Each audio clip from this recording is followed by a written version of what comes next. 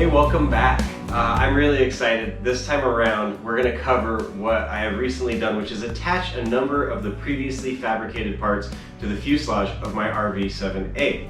I started with the seatbelt harness brackets. These are some basic aluminum brackets that need to be drilled into the aft fuselage of the plane, where they help distribute loads that would be generated from the seat harnesses. Again, these are fairly simple brackets constructed from aluminum, needed to be deburred, measured out carefully, and then drilled into the longerons.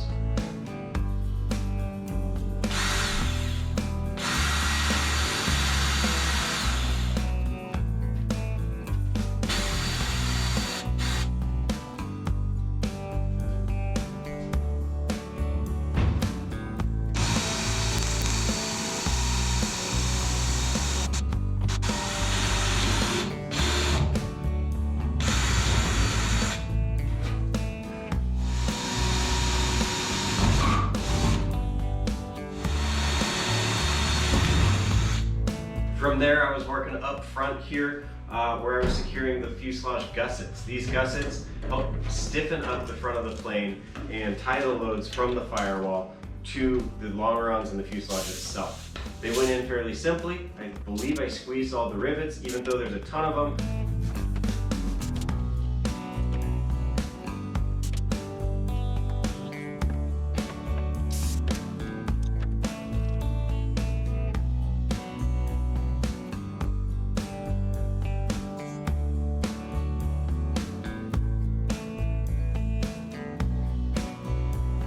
From there, it was working on these sill plates and the gussets that attach the sill plates.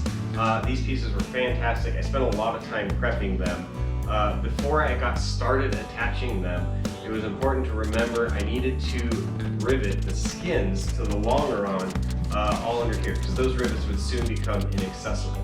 From there, I attached the gussets with some universal head rivets, and I also had to make sure to countersink some rivets back here because they would be mounted flush.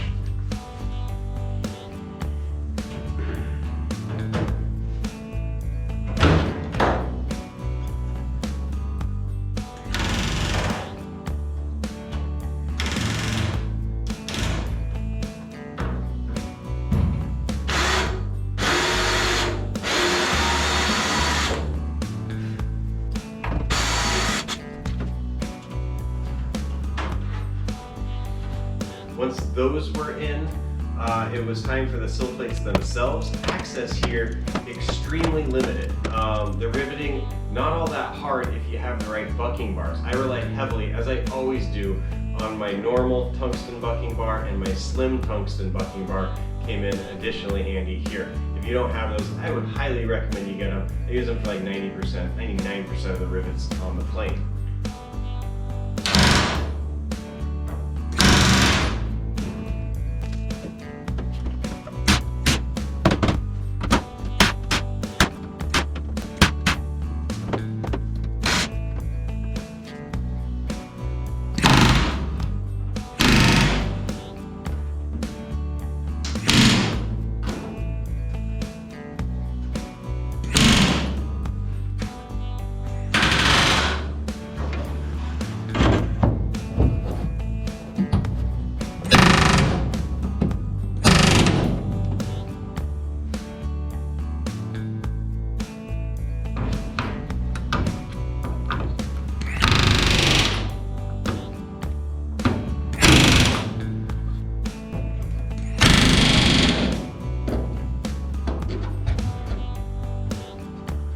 Well, that I was happy with, and it was far less frustrating than I thought. I thought it'd be a nightmare because of restricted access between the two bucking bars. I love those. It came together great. The seam is tighter than I expected. Everything looks pretty uniform. I'm happy. Now, unfortunately, like everything on the plane, one more to go.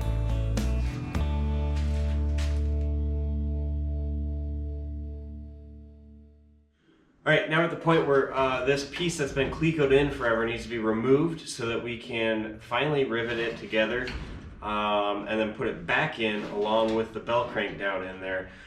One small problem, I managed to have nailed it in there with a single rivet. Now, because I'm a lazy turd, instead of just drilling out that rivet, I'm gonna see if I can complete the construction with it in the plane. And this will be a perfect example of how being lazy will create more work for yourself. Let's get to it.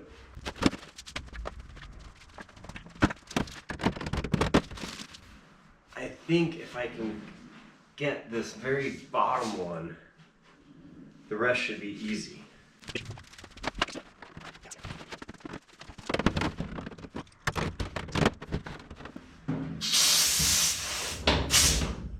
Haha!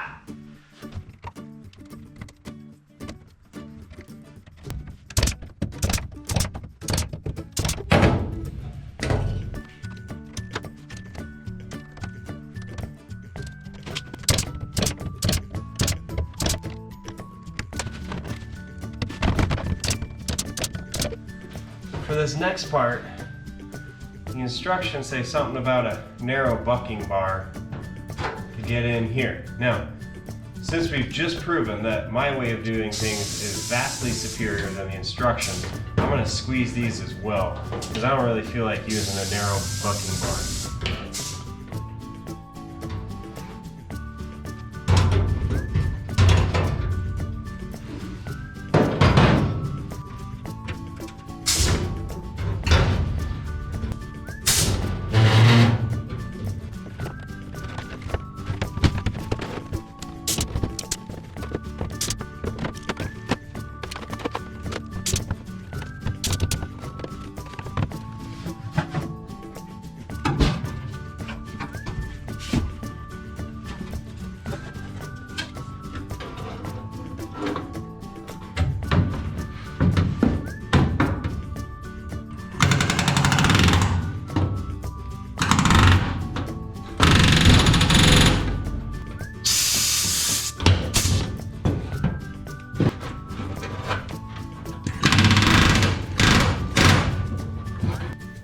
Some of the last rivets tying these two sections together were the most difficult that I've had in a very long time, and as a result there are a few that are unfortunately a little sloppy. The last thing I had to do was find a partner to hit from the outside the rivets on the bottom. Okay, go.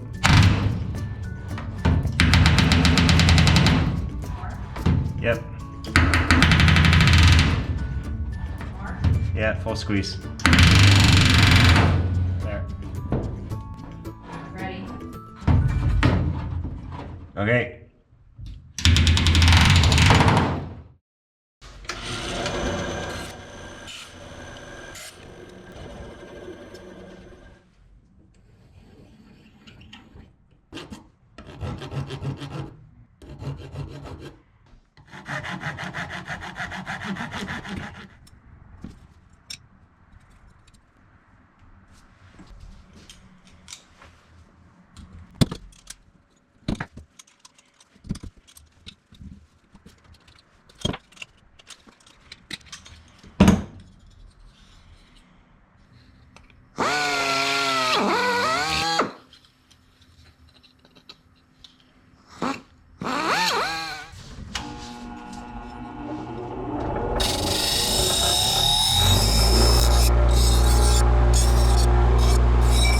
If you are just starting your build, get a primer pistol. It makes small batches of priming so much easier, and then you don't have to wait to accumulate a bunch of small batches into a big batch.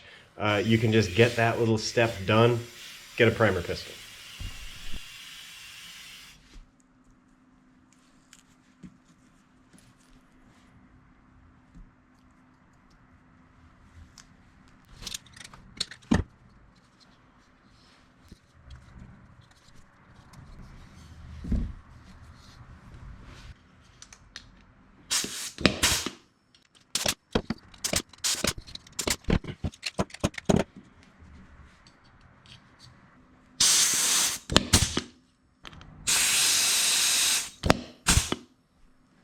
Alright, I'm gonna go test fit this son of a gun in the plane, where I'll probably leave it. The instructions say pull it, but I'll probably just leave it till it gets in the way.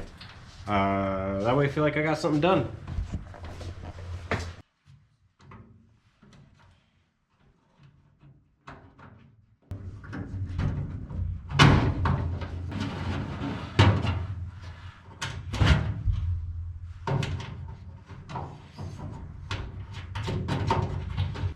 I think that's doing what it's supposed to do.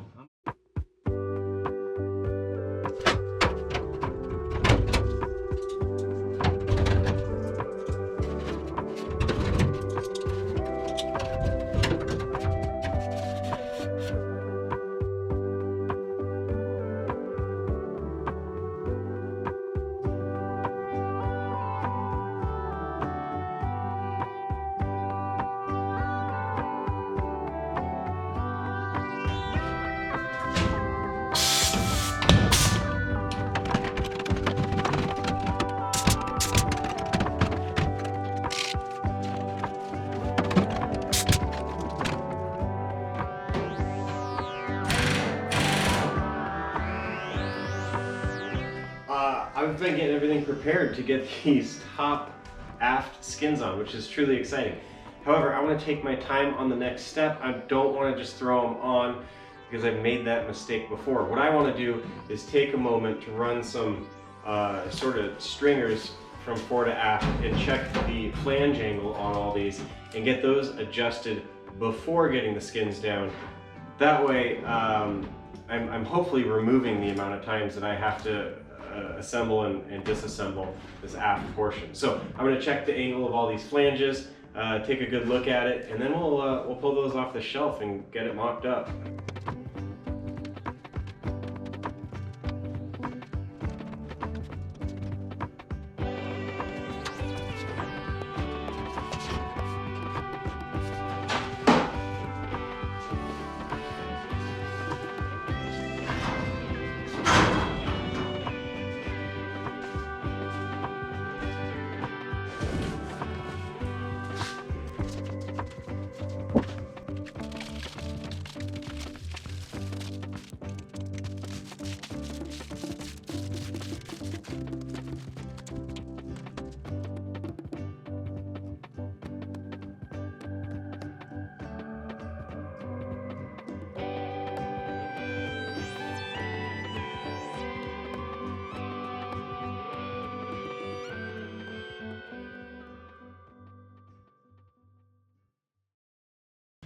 This is pretty cool. I'm getting excited again.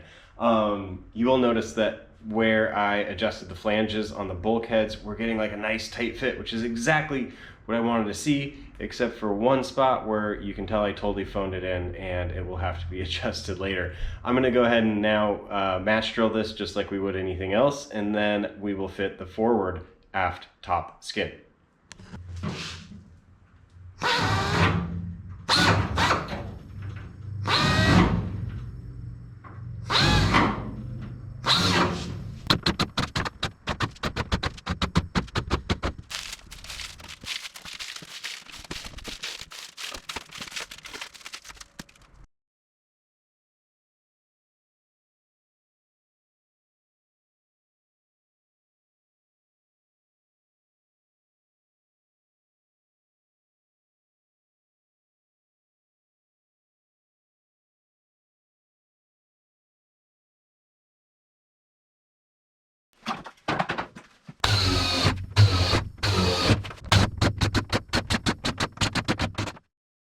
So I took a break from making aluminum shavings to make some sawdust so that I could get a plank that runs into the back. This will allow me to get into the back of the fuselage, hopefully without denting the bottom skins or bending too much of the bulkheads that are back there.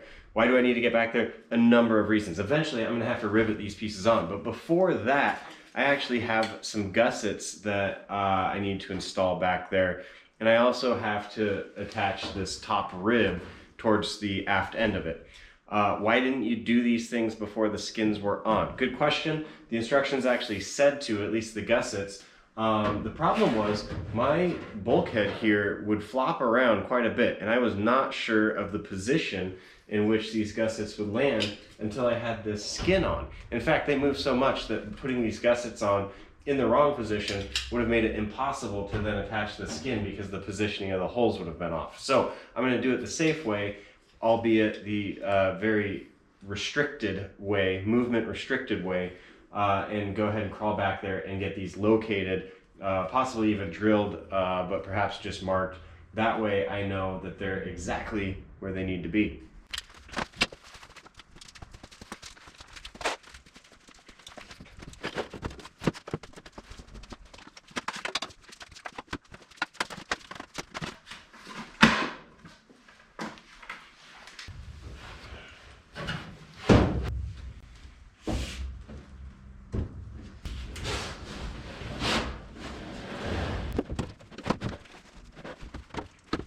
the novelty of being in here is wearing off quickly.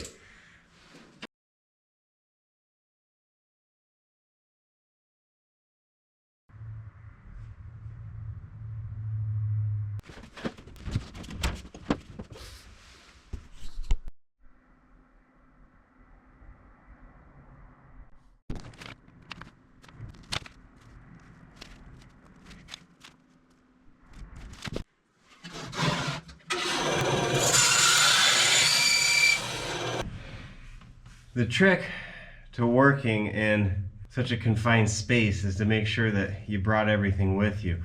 I got a pillow, not for naps, but to make sure that I'm comfortable. I got my flashlight, I got spare batteries, I got all my hand tools that I need.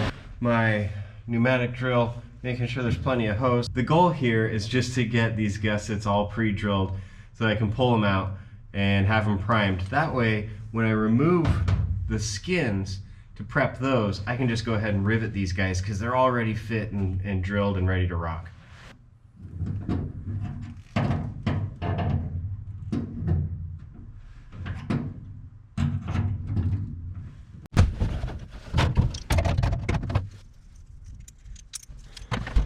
It took me three tries on this bracket to get one that I liked. The first couple, like, the rib wasn't perfectly vertical or the bulkhead wasn't being held at the right angle, and sometimes I just can't let it go until it's as perfect as I can get it. Third time was the charm on this one.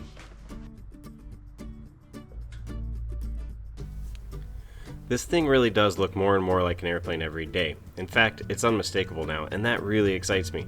Despite some of the uncertainty that still looms, I frickin' enjoy coming down to the garage and working on this project, and seeing it take shape, progressing towards the next milestone. Shortly, I'll have some quicker episodes that include my review of a bankruptcy hearing for you-know-who, how that affects my most recent parts order, and the path that lies ahead. I'll also detail creating and installing the exterior steps for the aircraft and installing some very difficult ribs to support the skin up around the cockpit. Thank you for joining this episode. I can't wait to have you here next time. And as always, if you enjoy this, like it. If you haven't, subscribe, and I'll talk to you soon.